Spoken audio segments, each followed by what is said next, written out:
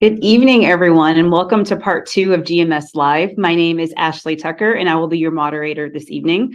Last month, you had a fantastic session with Dr. Mark Bullimore, and he hosted a session on why myopia matters. So because of the staggering projections for the prevalence of myopia and the significant impact myopia has not only on patients' eye health, but on their overall well-being, it is so important that every clinician embraces myopia management as standard of care in their practices. I know from personal experience how challenging it can be to jump right in and start myopia management in just everyday practice, but I can also attest to the fact that it is the most rewarding part of my day. So here with me are two of my friends and colleagues, great doctors who have both created very different but equally successful myopia management practices. I'd like to welcome Dr. Andrew Neukirch and Dr. Jennifer Lyerly. Excuse me, Jen. Thank you so much for joining me, everyone. So just a little Thanks bit for about having you. us. Yes, of course. So I just want to give everyone a little bit of background about you guys. So Dr. Neukirch received his doctorate of optometry from Indiana University in 2008. In 2014, he was a recipient of the Vision Monday Optometric Business Innovator Award and was the recipient of the 2017 Illinois Optometric Association Young Optometrist of the Year Award. He frequently travels and lectures on topics of contact lenses and practice management, has been published in a number of optometric journals, and is presently involved in multiple myopia management clinical trials.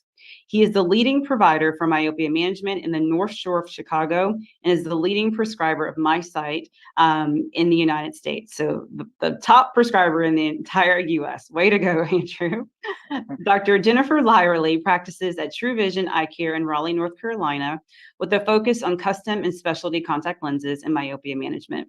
She created Idolatry in 2011, a patient education website with over 50,000 page visits a month, and is the co-founder of Defocus Media. In 2017, she was recognized as a Southern College of Optometry's Young Alumni of the Year for her outreach in the profession, and she currently serves on the board of trustees at SCO. Wow, you guys are pretty amazing. So my goal for this evening is for you both to just be your authentic selves and tell us a little bit about your journey into myopia management, and then for us to get into the details about how you got started, maybe some things that you wish you had known, or just some advice that you can give people that are just trying to get started. And then I just want everyone after this to just feel fired up and inspired by what you guys do and what I do pretty much every day. So let's start with each of you just giving us a little bit about why you got into myopia management, how you got into it, and just kind of keeping in mind what you can tell us just to inspire people to get started wherever they're at in their journey. So how about Jen, you go first. Well, I in optometry school, when we were coming along, myopia management wasn't a big focus. I feel like it was, we knew that it existed, but it was kind of one of those specialties that you would need to self-educate yourself about. And so when I first started practicing, I didn't really necessarily think that was something I would be pursuing. But I originally started working for a doctor that Dr. Neukirch really knows, Dr. Alicia Barnes, and she was doing myopia management in her practice. And she looked at me one day and she's like, oh, are you going to offer orthokeratology to this patient? And I said, oh, I hadn't considered it. It's not something that I really am fitting. And she was like, why wouldn't we offer whatever we can to keep a kid's vision from getting worse? And that mindset, like the moment she said that to me, the whole world opened up, and that completely revolutionized how I see optometry. And I practice that way every day thanks to her. Thank you, Jen. What about you, Andrew? So I got into it for kind of selfish reasons, I guess, if you would. When I bought my private practice back in 2011, and had seen the writing on the wall with vision plans and the poor reimbursement and the fact that it was just kind of going nowhere, and I was looking for ways to make our practice different and to create streams of revenue that were basically free of vision plans and increase that per patient revenue.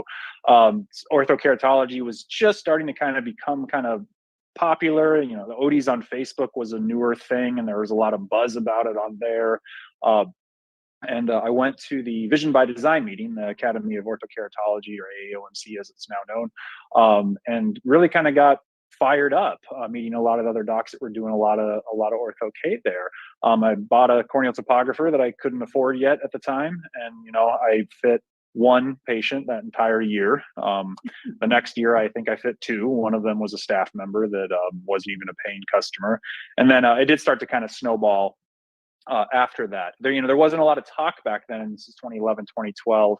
Of myopia control or myopia management. The whole pitch was, hey, just no daytime glasses or contact lenses. But as we got more clinical research out there and we started to get our message correct, I just kind of discovered that, hey, wait a minute, these kids, they're not progressing.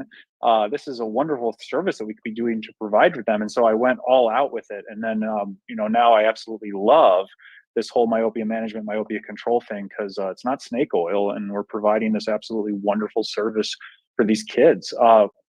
Prior to COVID, we maybe had 150-ish, give or take, kids in mostly ortho-K, a handful in atropine, and then that's right when the MiSight lens got FDA approved, and over the shutdown over COVID, that's when I really kind of decided to double down on this whole myopia management thing and kind of create a specialty practice within a practice. Our numbers more than doubled over the course of the next year to 2 years right after that of kids that are in treatment. So been a wonderful ride so far, and it's only getting better. I hear you.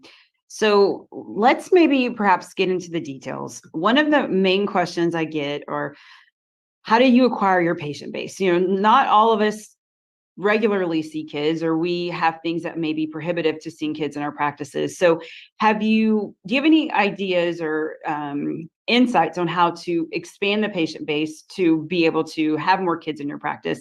And do you feel that marketing is necessary? How about Jen, you start with this one.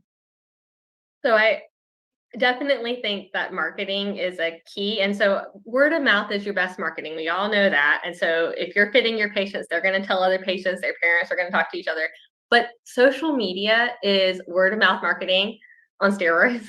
And you do have to put money behind it. Free social media isn't going to do what it used to. So, Facebook and Instagram understand that they need to swipe your credit card if they want to exist.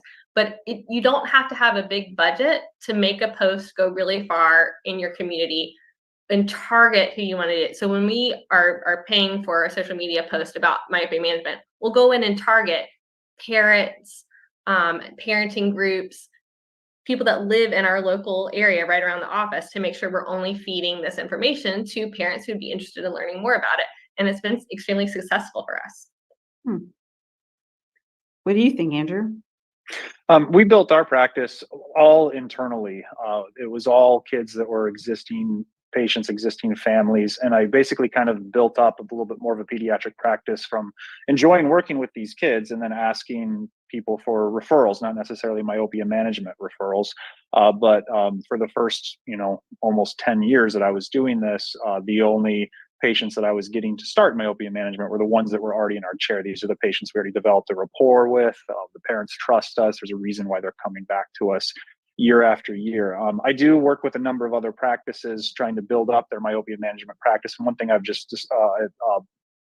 thing I've discovered is that until you get at least a couple dozen patients in treatment, it's really not worth your time to, start outreaching to other providers or anything to generate referrals. You really need to kind of establish yourself as the local expert first before spending time to do that. But just like Jen, once we did kind of really once we were rocking and rolling and kind of had already kind of saturated our own patient base, we did use a number of social media ads. We found YouTube video to be very, very beneficial. You can very easily target very specific demographics of parents of kids of a very specific age, and we wouldn't get a lot of leads from it, but the leads we would get would almost come into the office over 50% of the time. So even if we were getting only 3 or 4 leads per month and spending $500, that was well worth it to us. There was a point where I was spending over $2,000 a year on YouTube, or $2,000 a month on YouTube ads per month, but we were getting at least 4 or 5 starts per month specifically from that campaign, and that was worth every penny. Wow, that's really good news for me, because I've always heard that marketing for myopia management may not be that effective. And, like Jen was saying, word of mouth, but not traditional word of mouth, kind of thinking outside of the box and using the platforms that we have available to us. So thank you guys. I learned a lot there. So let's move on to scheduling. That's another really big point of contention amongst myopia management doctors. There's 2 schools of thought on how to start the whole process. So a consultation visit that's perhaps triaged by your front desk and they're scheduling a consultation versus a routine exam that just kind of encompasses a consultation visit. Do you guys have a protocol that works best in your practice? I'd love to hear both of your opinions on consultation versus routine exam with a consultation kind of built in. Maybe Andrew, you take this one first. Yeah, sure. So the more I've done this, the more I've discovered that the less I talk, the higher our capture rate goes. Originally, I would spend, we would block off 45 minutes, have a separate consultation, have them come back with both parents, if that was applicable, and I would pull up all kinds of charts and graphs and talk about this and that. No, I mean, I've got my elevator pitch down to about 2 to 3 minutes or so.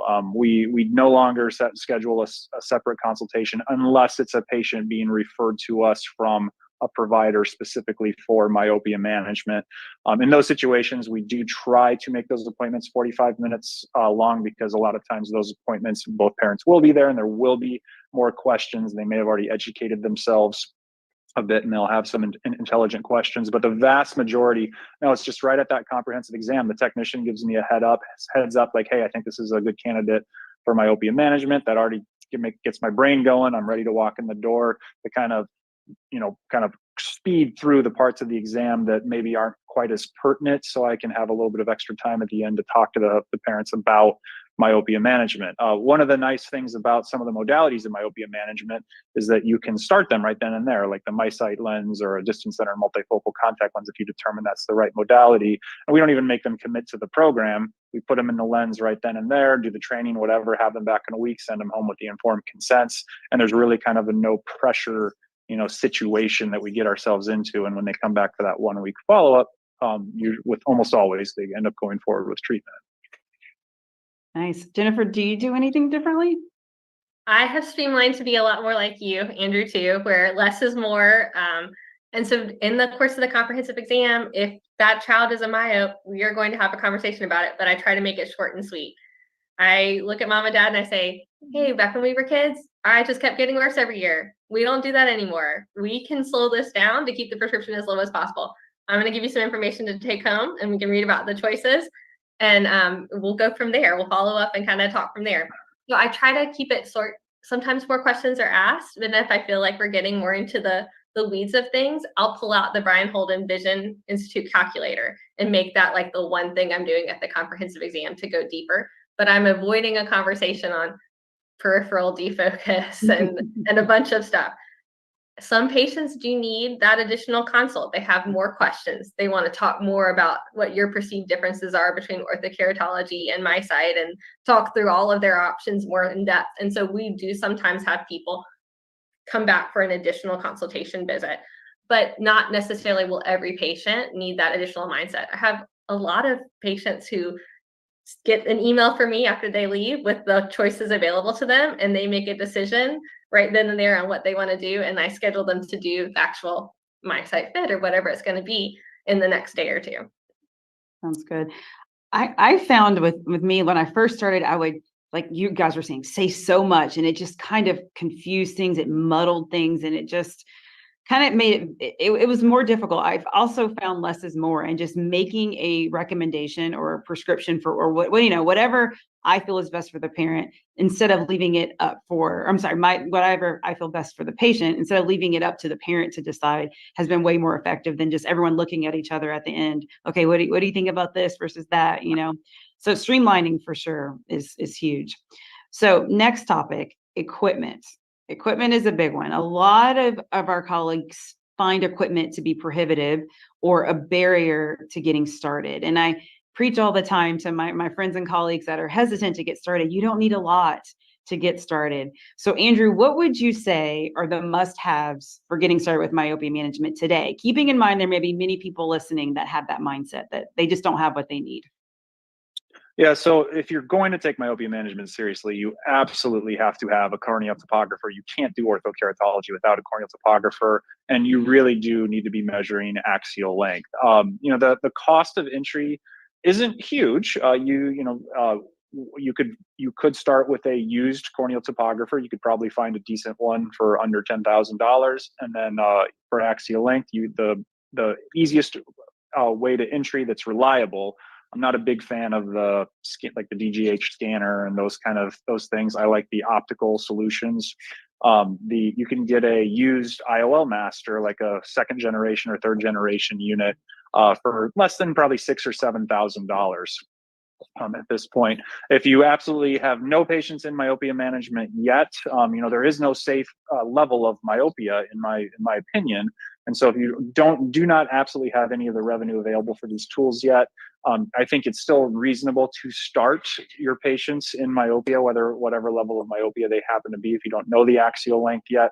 But once you've had those kids in treatment for a year or two, or you have at least a dozen kids in treatment, then you owe it to yourself and you owe it to those patients to deliver that elevated standard of care and be able to offer, you know, the actual, and be able to track the axial length, which is the standard of care at this stage. I think we kind of all agree. Totally.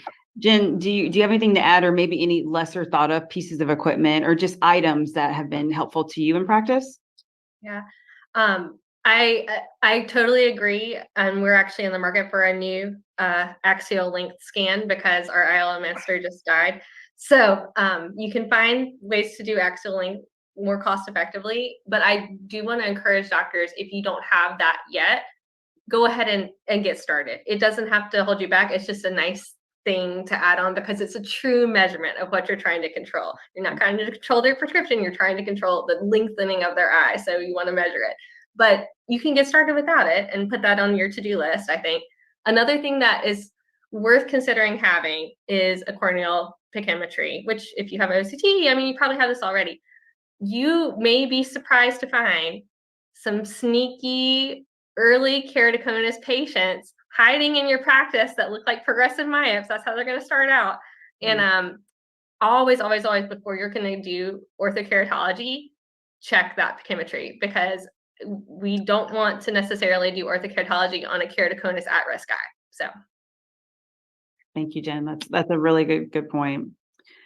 All right, moving on to staffing. So in the current climate, you know, just keeping enough staff is difficult. There's in many offices a lot of turnover, not as much loyalty as we would like. So when we are adding new services, new specialties, it's kind of tricky to be in the sweet spot of not being too overstaffed or understaffed.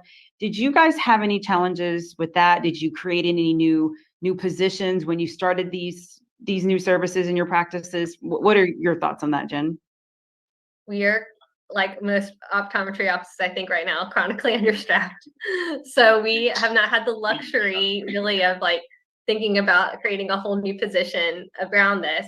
There was a small point in time where we did have a really excellent technician who was triaging all of our keratoconus, scleral fits, custom RGP orders, myopia control. She was like our contact lens specialist tech, and it was amazing. And now she's a flight attendant for Delta. And so we do not have that. But one problem solver that maybe you guys should consider is a virtual assistant, because a lot of communication to parents about information can be sent via email. And if you're having a hard time hiring, we have found our virtual assistant is Brian's great. Highly recommend. And the virtual assistant I've heard is very shockingly affordable. Is that what you're finding as well? Yes, more affordable probably than hiring someone in your local community. These are people who are very well educated, can do amazing work, and they're working from overseas typically. Thank you. I see Andrew struggling a little bit in the background. Stay up room. I'm getting kicked out here, so I'll be back. Okay. All right. So no, I hear you. So the virtual assistant thing, how do you come about? How do you find these? So there are services. It was actually through IDOC, we're IDOC members, that we had learned about these virtual assistant groups. And I do not remember right now the name of the group that we're using, or I would share it. It's like leaving my mind. But our virtual assistant is based in the Philippines, and he logs in at nighttime for him, which is daytime for us. And he has helped with all sorts of remote administrative help, emailing patients prior authorizations. He can do some insurance and scheduling stuff. It's really, really incredible how helpful that assistant has been, to the point where, may even be worth for some offices considering having multiple virtual assistants. Seriously. And did you have to specifically train them in the ins and outs of myopia management, just like you would any other staff member? So one thing about the virtual, just with overseas phone calls, they're not physically ever talking to a patient on the phone, but we've pre-written the emails, pre-written the communication, and I just send Ryan a message like, shoot this email to this patient, and it sends out. And then if there is a question coming back, I'll usually be the one to answer from there. Got it. So Andrew, we were just finishing up the conversation on the virtual assistant. Did you have any other comments on staffing, how to manage the perfect balance of having the right amount of staff? Yeah, I made the mistake of just kind of taking everything on myself for many, many years. And I was doing the ortho K trainings because our staff would do our regular contact lens trainings and whatnot. But for whatever reason, I don't know, I just didn't feel that comfortable training staff doing it. And that was a big misstep.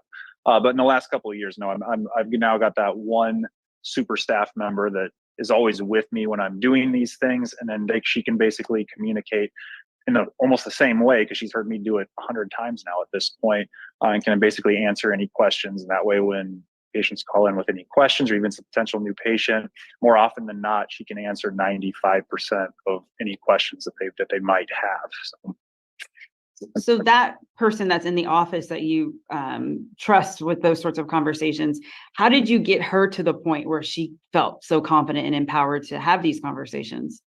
But just basically grabbing her every time I was about to have that myopia management conversation or whatever. And her name's Kaylee, and I would be like, hey, where's Kaylee? Go grab Kaylee real quick or whatever. And she'd come in and just listen to that conversation. And so she just picked it all up from being with me. And that's at the end of the day, that's how I became a better doctor as well, shadowing other practitioners and basically copying what I liked that they were doing. I hear you. So Andrew, earlier you mentioned, I think you called it informed consent. Do you guys have those in place for myopia management in general, or specific categories of management? How do you guys tackle that? Because some practices feel that it's a little too serious. It kind of takes some of the doctoring out. What are your thoughts on the informed consent process? We try to make it as simple as possible. Our informed consent agreement is only 3 pages long. It reads kind of almost like a list of frequently asked questions, if you will. And we only offer one informed consent agreement for all myopia management. So it encompasses everything. It's the same cost for everything. Whatever the patient needs, the patient gets, whether it's combination therapy, whether it's MiSight, whether that's just atropine, whatever it happens to be. Again, we just try to keep it as absolutely simple as possible. And then we also, the one thing we've learned with the informed consents over time too, is that, patients see that these treatments work, and they usually keep their kids in treatment. And so we tell them, it's now appropriate to discontinue this or whatever, or we could consider washing them out, whatever it happens to be. And so we don't commit them to any more than that very first year of treatment. They can basically kind of drop out at any time. And I don't believe we've ever had a child drop out in that very first year of treatment ever, or at least even want to. And then do you guys do anything different in your practice? We do. We hand, just like you're doing, Andrew, set up all of our myopia management options as a program. You're enrolling in a program with a suite of visits included in that, and we find that to be more successful than having a person pay at each individual visit. This only works if you're committing to the full amount of care.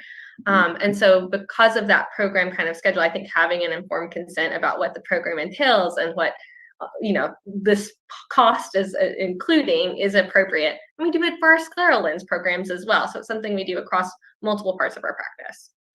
Nice. All right. Well, you guys were so amazing. Thank you so much. I've learned so much from my colleagues, but especially people like you that are in the trenches doing myopia management every day. So maybe if you guys could just think of a couple parting words of wisdom for anyone that is trying to get started or to elevate their practices, what do you have to say to the person considering and the person that is just trying to take their practice to the next level? Maybe Andrew, you can go first. Find your mentor. Find someone ideally that's relatively close to you. The thing is, all of us that do a lot of this, we're huge nerds when it comes to myopia management. We love talking about it. We love educating our colleagues on it. We love educating our patients and kids on it as well too. We love talking about it. So anyone that's ever interested in doing this, I love having them come to the office. Like, hey, come spend a day with me. I almost guarantee you, anyone that's doing a lot of it in your area would love to have you as well too. And really, that one day of shadowing someone that's doing a lot of this, just to pick up on the little things that they're doing, will really, really elevate your practice. I completely agree. I couldn't have done it without my mentor either. And there's a ton of people who are out there to be open and mentoring you guys. You mentioned Vision by Design earlier as a conference. If you really want to get your feet wet, like that is a can't miss conference to go to. You will learn so much and feel so empowered to start offering in your practice if you want to add orthokeratology especially. My other advice is to perfectionists like me that sometimes get in their head about like, is this good enough? Have I done all I can do? Do I need to keep tinkering with these lenses? Keep in mind when you do myopia management that you are slowing down prescription and not correcting vision. And yes, there's vision enhancement with it, but just because someone's 20/25 and is getting a slowed down myopia management effect, that is a good result. I sometimes have to remind myself of that when I've got this very happy orthokeratology patient and she's seeing 20/25 letters and I feel like mom's like, oh, but she didn't get the 20/20 letters. There's nothing left to change about the lenses. They're a perfect fit. There's no there's nothing to do. And you have to be empowered to say, this is the perfect result. And in fact, many studies suggest a soft 20/20 minus or 20/25, you get even better myopia management control results. So keep that in mind with what your actual goal is when you're doing myopia management. If you were just fitting for clarity, that's not the lens you would be fitting. So thank you both so much for your words of wisdom, for your time, spending a little bit of your evening with me. Andrew, taking a little time away from your holiday party. I appreciate that. So I found the cafeteria. Oh, okay. I like the new venue. So to our audience, thank you so much for listening. Myopia management is so much fun. It's a great part of all of our days. And I just encourage you all just to start with one family, one patient, just get in there and just start somewhere. It doesn't matter where, how big, how small, just try. You will be so impressed on the impact you can have on that patient and on their lives. So happy holidays, everyone. Thank you so much for spending your evening with us. And until next time, good night. Thank you, everybody. Have a good evening.